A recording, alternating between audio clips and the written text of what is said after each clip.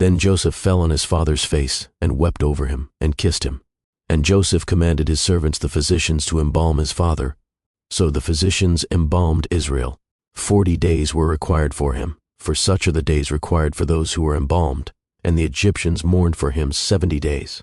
And when the days of his mourning were past, Joseph spoke to the household of Pharaoh, saying, If now I have found favor in your eyes, please speak in the hearing of Pharaoh, saying, My father made me swear, saying, Behold, I am dying in my grave which I dug for myself in the land of Canaan. There you shall bury me. Now therefore, please let me go up and bury my father, and I will come back. And Pharaoh said, Go up and bury your father, as he made you swear. So Joseph went up to bury his father, and with him went up all the servants of Pharaoh, the elders of his house, and all the elders of the land of Egypt, as well as all the house of Joseph, his brothers, and his father's house. Only their little ones, their flocks, and their herds they left in the land of Goshen. And there went up with him both chariots and horsemen, and it was a very great gathering.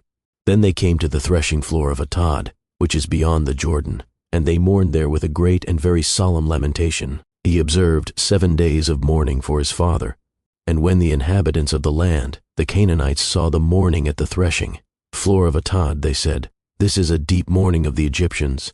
Therefore its name was called Abel Mizraim, which is beyond the Jordan. So his sons did for him just as he had commanded them. For his sons carried him to the land of Canaan, and buried him in the cave of the field of Machpelah before Mamre, which Abraham bought with the field from Ephron the Hittite as property for a burial place. And after he had buried his father, Joseph returned to Egypt, he and his brothers and all who went up with him, to bury his father.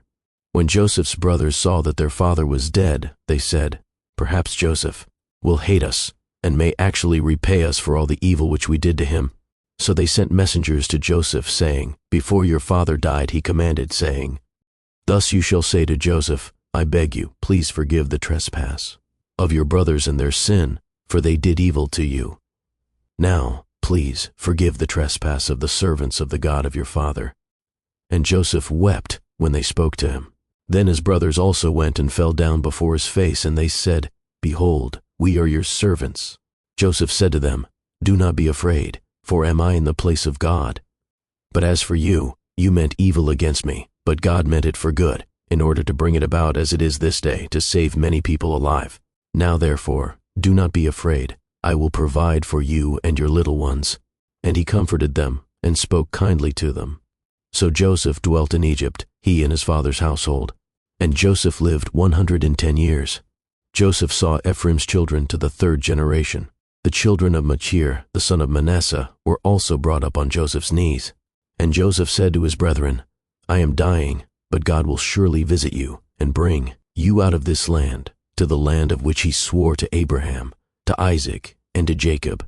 Then Joseph took an oath from the children of Israel, saying, God will surely visit you, and you shall carry up my bones from here.